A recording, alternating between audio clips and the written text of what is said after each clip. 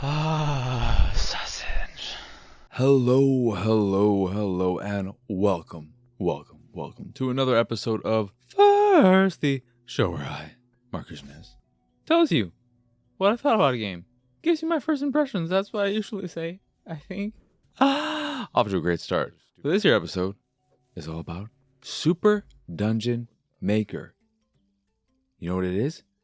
It is that Zelda Maker you've been waiting for, baby. That's right. But only available on PC right now because it is currently in early access. But a Switch release is planned. But I played a little bit of it on PC and it's okay. It is clearly an early access title, but the important thing...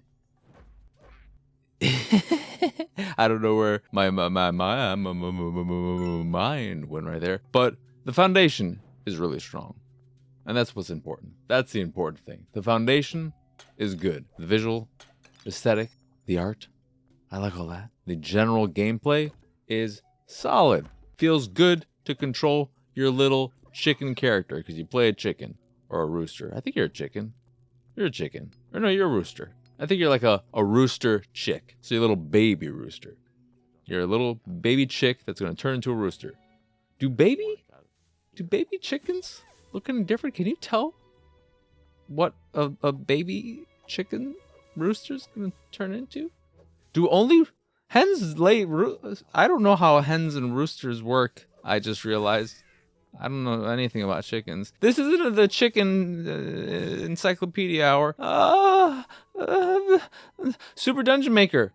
It's $15 and again early access. But like I said, the foundation is good. It feels good to control your character. It looks great. What you have currently in the game is a tutorial area that does a decent job of teaching you how to use the dungeon building mechanics, and I believe 3 pre-built, relatively small dungeons that were made by the developers that you can explore and get a handle for the mechanics of the gameplay so that you can better utilize those in the creation of your dungeons, and a section for downloading and playing other people's dungeons, which is nice, but as you might expect from a game that is in early access and all that's relatively new, there's not a lot of good there, but you can play them to your heart's content. So the thing about Dungeon Maker, Super Dungeon Maker, is it's just an early access game. And you should know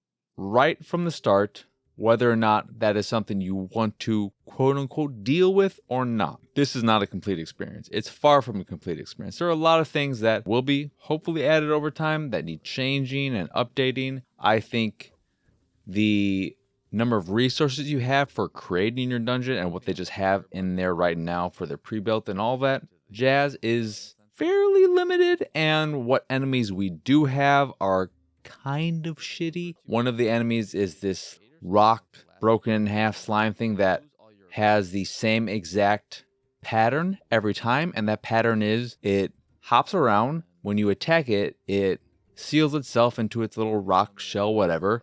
And then after a few seconds or so, it will unprotect itself. And when you attack it again, it'll be stupid this time and just let you kill it.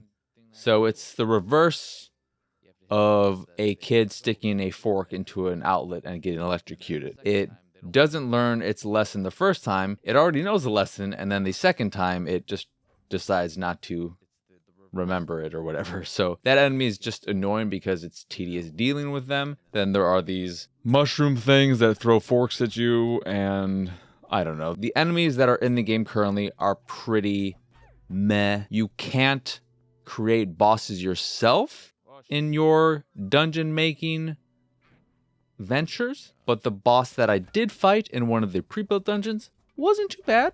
Pretty easy to deal with, but it was mildly creative and at least required doing something more than just brute forcing it. There is a lack of information in some places. There's this hourglass thing that has a button tied to it because it does have full controller support, which is nice. And when I activated that, it seemed like it reset me to the last area I was in, or the last room I was in. But what it also did, and I didn't realize it was going to do this because there's no information about what that tool even was. The tutorials I went through, I never got anyone telling me what that actual thing did. It also took away every single item I had obtained in the dungeon. So it reset me to the last area, or the last room, but then reset everything I obtained through my entire time in the dungeon. So if I collected the grappling hook and bombs or whatever, all that was gone. And I'm assuming that I would just have to go back to where they were and reobtain them, but you better believe I wasn't going to do that. So when that happened, I just left that dungeon. I was like, I'm good. I don't need to deal with this. So there are clearly a lot of things to iron out, a lot of content that needs to be added. But like I said, the foundation there is strong. The art is fantastic. It is absolutely beautiful. I love the look of it. I love the character designs. I love just the visual style and aesthetic. And the gameplay, the movement of your character, the attacking of enemies, all that feels pretty good. But it just needs more. And that's why it's an early access and not a full release. So if you like the early access experience and being there on the ground floor, watching a game develop over time, and maybe having a say in how things play out, I'd recommend checking out Super Dungeon Maker. Also, the actual act of building the dungeons, I should probably have said this earlier, but the act of putting the dungeons together, whether using a mouse and keyboard or a controller, it feels pretty good, which I am pleased with because that was my biggest concern with when this does eventually make its way to Switch. How would that feel compared to mouse and keyboard, be building on a controller? Because of course, playing the game with a controller is the way to go. And making the dungeons, not too bad either with a controller. Obviously, mouse and keyboard is better, but the controller isn't horrible. So good on them for at least having good controller support right off the bat. But yeah, that will do it for this here episode of First. Once again, I am Marcus Nez. Y'all can find me on Twitter and pretty much everywhere at PX Sausage. If you'd like to see me streaming games like Super Dungeon Maker, you can do so over at twitch.tv/PX Sausage. If you'd like to check out the videos I make and you aren't already doing so, you can go over to youtube.com/Pixelated Sausage and watch them there. Like, subscribe, hit that bell, and all that jazz. That is again youtube.com/Pixelated Sausage. Speaking of Pixelated Sausage, if you put a little dot and a comma, or a big dot and a big comma, they don't have to be small or big. They could be average size. You're Goldilocks. But if you put it there, what do you got? You got my website, pixelatedsausage.com, where you can find more stuff like this along with the art I make. And if you see something you like, you can purchase a print of the piece you fancy. And if you fancy the site in general and anything that we do, please go over to patreon.com/PXS and support us that away. As always, thank you for watching or listening. What am I saying here? Thank you for watching or listening. I hope you have a wonderful rest of your day. And I don't know. I am so out of it. Bye.